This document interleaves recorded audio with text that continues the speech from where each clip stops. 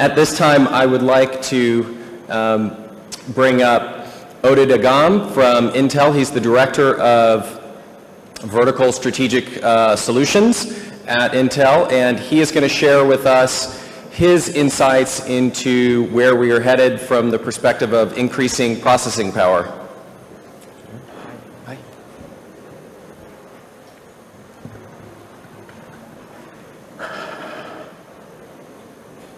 This drives it? Okay, hi. Good morning, everybody. I'm very glad to be here today. There's certainly a lot of brain power in this room. So you might... Okay, thank you. You might be asking yourself, what does Intel, the largest semiconductor company in the world, do in a conference like that, right? It's not so obvious. So we at Intel have a vision that throughout this decade, we will create and extend computing technology to connect and enrich the lives of every person on this earth. Quite an ambitious vision. And as we drive our way through making this vision a reality, we try to answer one very key strategic question. And this is the following one. Would computers ever replace human beings, right? That's not an easy question to answer. We humans have evolved throughout the thousands and thousands of years of evolution to become highly capable creatures, right? We have sensors, we have actuators, we are able to understand, predict, we have cognition, very sophisticated capabilities. You guys here in the audience probably know about this way more than I do. But I can tell you just a little bit about computing devices and semiconductor technology that is behind them. So it all started in 1965 when Gordon Moore, one of Intel's co-founders, had this observation that you see here on the wall. The number of transistors will double approximately every 2 years. And sure enough, when we started in 1971 introducing the first microprocessor, the 4004 it was called, it had 2,300 transistors on it. And as we move along throughout the years, you can see that we were able to maintain Moore's law and double the number of transistors almost every 2 years. And in the past few years, we actually passed the mark of 1 billion transistors in a chip. But this doesn't happen by itself. It's not a natural phenomenon that happens by itself. It happens because Intel invests more than $5 billion a year to make this happen. And how do we do that? By creating smaller and smaller transistor technology. So when I joined Intel more than 8 years ago, Intel was manufacturing 65 nanometer transistors. That's, by the way, half the distance between the source and the drain of the, in the transistor. And then 2 years later, the 45 nanometer. 3 years later, the 32 nanometer. And last year, we launched Ivy Bridge, which is the first microprocessor on 22 nanometer technology. And you might ask yourself, what is 22 nanometer? How small it is, right? So if you still have hair on your head, take a hair, make a cross-section, and you can fit 4,000 transistors like that, the 22 nanometer transistors, at the cross-section of a human hair. But this is not the end, right? We are going to launch 40 nanometer PCs next year. The code name is Broadwell. And this is already working. It's not science fiction. Last month, in the Intel Developer Forum, we showed working prototypes of Broadwell 14 nanometer PCs. And then later on, we have some crazy scientists who are sitting in the labs and already developing the next few generations, the 10 nanometer and the 7 nanometer that will take us throughout the end of the decade. And as we improve the technology, we're able to lower the power and increase the speed.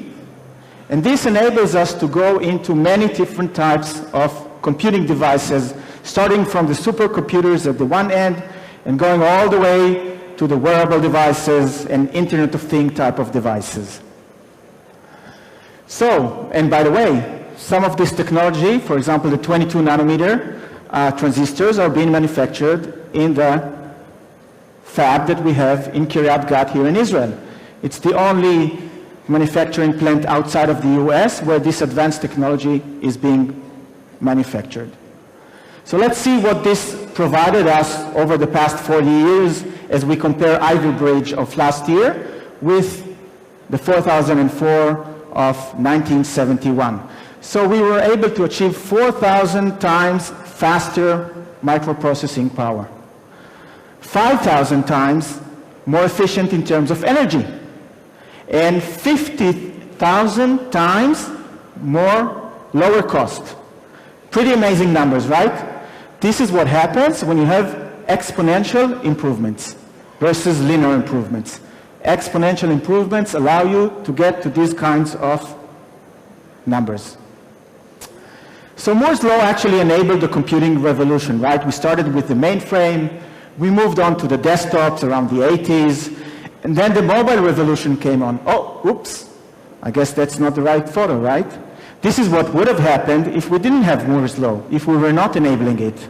Instead, we enabled the notebooks, which, by the way, significant parts of the development of the microprocessing for the notebook came from the Haifa design center that we have here in Israel, more notably the Centrino platform that was launched in 2003. And then later on, we have tablets and smartphones. And I'm not sure how many people know, but when you hold a smartphone in your hand, like this one, which is, by the way, powered by the Intel processor, you have more processing power in your hand than what all of NASA had in 1969 when they put Neil Armstrong on the moon. Pretty amazing improvements, right? So this is not the end, it's just the beginning, right? The revolution continues, and the next phases are going to be wearable devices with smartwatches and head-mounted multifunction devices, and eventually we'll reach the phase which the guys here before me talked about just a bit, of implanting devices into our body. Sure, we have this already, like Ajay was saying, in the medical world, but we believe that this technology has the potential longer term to become mainstream consumer technology. So let's see what happens as we compare the brain and microprocessors, right? The brain has 100 billion neurons, and microprocessors are going to reach 100 billion transistors. When do you think this will happen?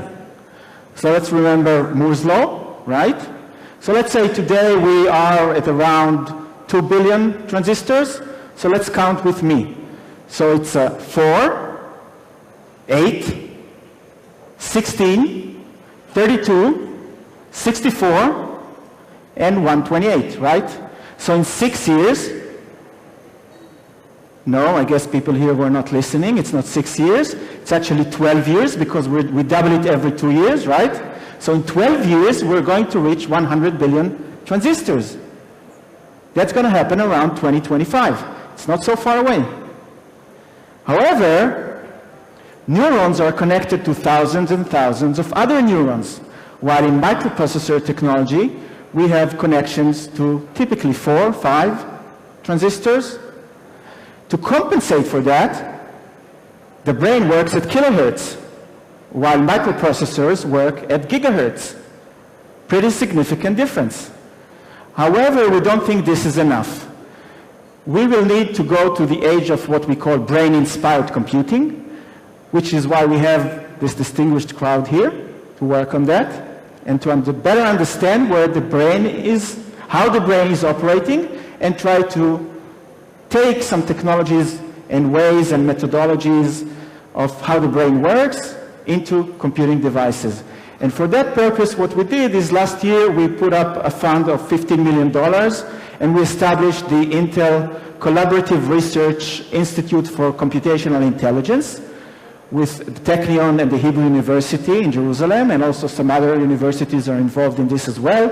And the research focuses on three main areas: advanced machine learning, brain-inspired computing, and novel heterogeneous computing architectures.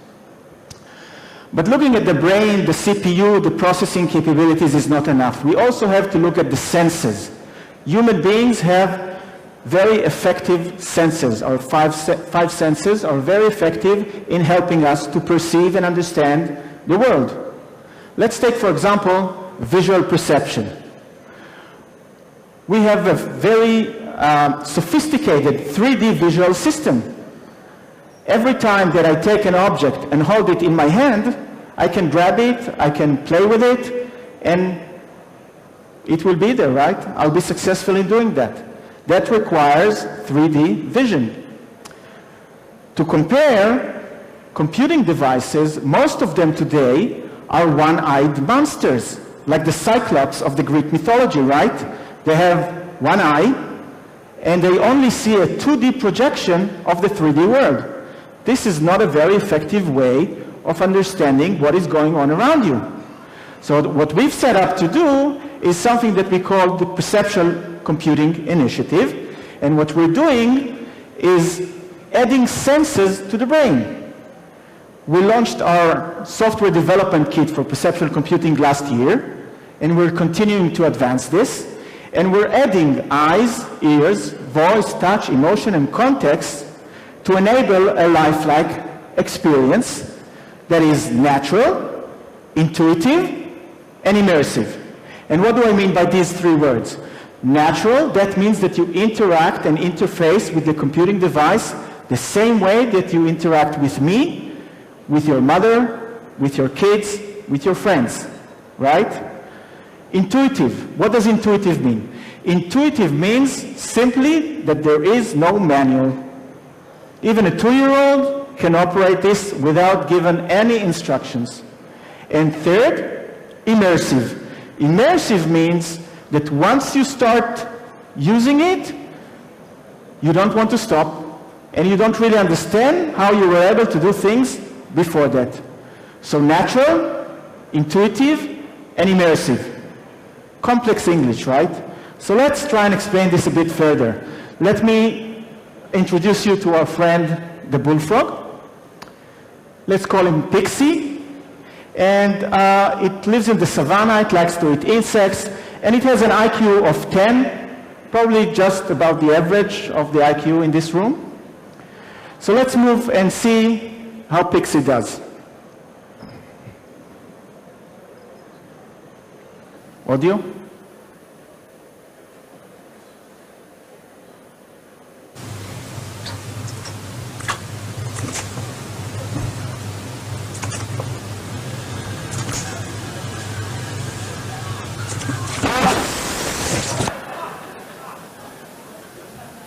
Okay, now you understand what is natural, intuitive, and immersive, right? Very simple. Let's move on to how we expand awareness, because that's also something we humans know how to do. We are aware of what's going on. So in the Bible it was said, let there be light, right? There's light and sound, and we humans, we get 83% of the information on the world from our eyes, and another 11% from our ears. This is how we perceive the world. We understand pictures and speech, scenes and languages, and we can make sense out of it, understand the meaning. And we can also combine different sensors for a multimodal kind of understanding of the context or the environment.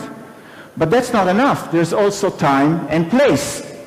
Continuous, memory, local, remote, and multi-remote. And human beings are pretty much here, more or less. Some of us more, some of us less. Machines are here. They're not so good at cognitive capabilities, but they can practically be in more than one place at the same time and have absolute memory. So what we do with perceptual computing is we actually enhance the machine to capture intent with natural user interface, and at the same time we augment and enrich the human experience by helping humans do things better than they can do them without machines, right? So let's try and predict the future.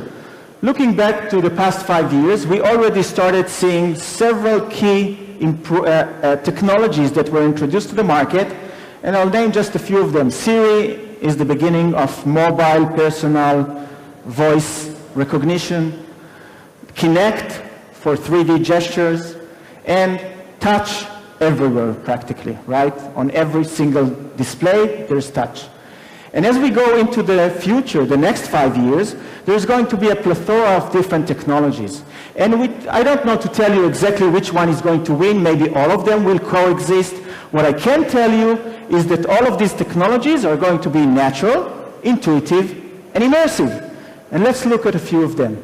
So emotion recognition, for example, eye tracking, real-time language translation, and moving on to different types of context-aware applications with augmented reality where you overlay digital information on top of the real world, as well as different types of personal assistants that are augmenting the capabilities of human beings and helping us do more things more effectively, longer term. And this is not the end, right? We will reach the phase of what we call in this room brain-computer interface. And I'm sure we're going to discuss this as well in these 2 days here in this conference. So what is the impact to our society? Before we look at that, let's agree that we take the optimist perspective, right? The second co-founder of Intel, Bob Noyce, said that optimism is an essential ingredient for innovation. And I'm pretty sure that almost everybody here in this room is an innovator. Otherwise, you wouldn't have been here in a conference that talks about brain technology. So it's pretty safe to assume that you all agree with me that we take the optimist approach. So looking at the optimistic view, how will it affect society? So let's look at what we call the triple P bottom line. People, profit, and planet. On the people side, we saw this before. We're going to live longer, be healthier, and we're going to have much more immersive experiences as we play, as we entertain, as we spend time at work, with our families, with our friends. Intelligent machines are going to help us become more productive and increase profits, increase scale, increase efficiency, and open up new business opportunities for new types of businesses. And on the planet side, because we're continuing to advance Moore's law and reduce the power consumption, the energy consumption of different computing technologies, we're conserving energy. And having intelligent machines is going to help preserve the resources on our planet. Okay, so this must be a true statement, right? The best way to predict the future is to create it. Why do I know it's a true statement? Because so many people are said to have said it, right? Are associated with it. It was said that Peter Drucker, guru, said this. It was also said that Alan Kay, the pioneer of object-oriented programming and graphical user interface, he was also said to coin this term. And also Abraham Lincoln is said to have said this. So it must be a true statement. But enough of me talking. Let's now go and ask the men and women in the street. Sorry?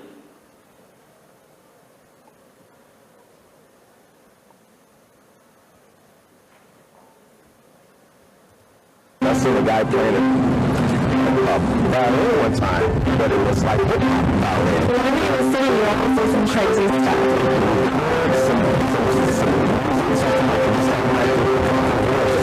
I wanted to go to, and they said, hey, I want to go to X restaurant. Somehow, up display telling you where to go. What I would do with it is carry it with me all the time. I put it on a little clutch pocket. That's amazing technology. I just want to Record it. I need to walk around the city and see what I could find. whatever hand motion.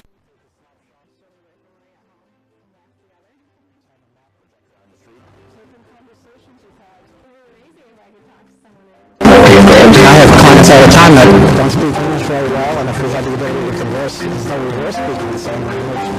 That would open up a lot of doors for you. I always am trying to talk to my great-grand Chinese.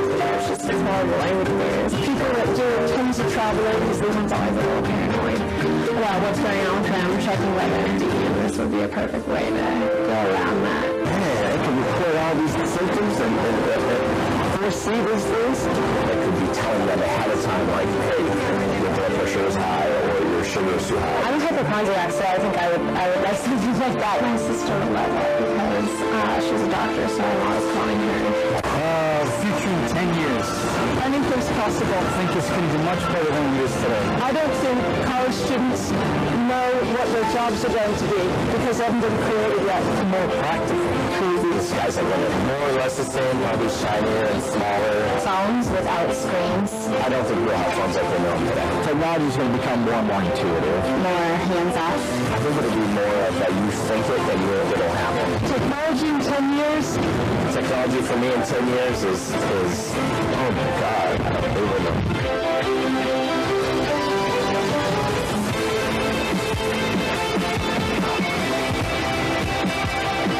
Okay. So just to summarize, we asked the question in the beginning, would computers ever replace human beings? Where I don't think this will happen in the near future. However, I can tell you that computing devices are going to continue to become more and more intelligent as we move forward to the next few years. Perceptual computing will provide natural, intuitive, and immersive experiences, and we will providing with computing devices the ability to augment and enrich our lives as human beings, both as individuals and also as collectives, and doing all that while sustaining our planet. Thank you very much.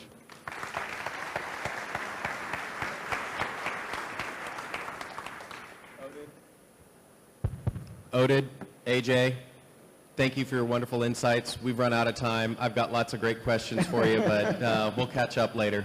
Thank you very much.